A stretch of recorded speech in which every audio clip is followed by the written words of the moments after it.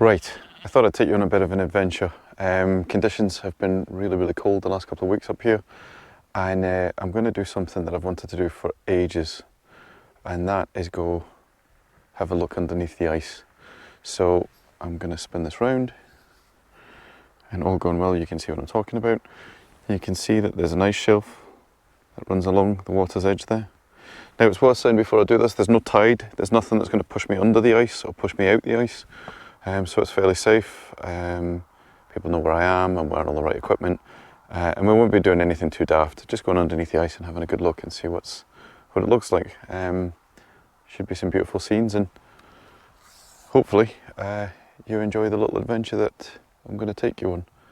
Fingers crossed it all pans out and I don't freeze to death. Should be fine. Temperature right now is about 0 degrees, -1, something like that. Ambient outside temperature. Water temperature, so long as it's seawater, is going to be around about 6 degrees, should be. But I'm not sure what it's going to feel like under the ice, so let's go have a look.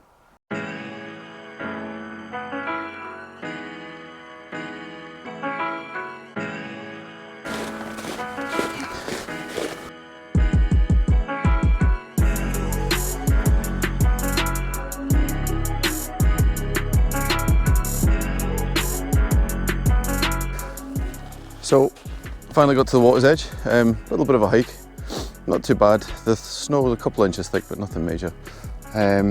This is looking kind of icy, to be honest. I thought this would be unfrozen water. I don't imagine it's very thick, so we'll have a little look and see if we can get in and then just break the ice as we go along. But it's looking absolutely gorgeous. Very cool.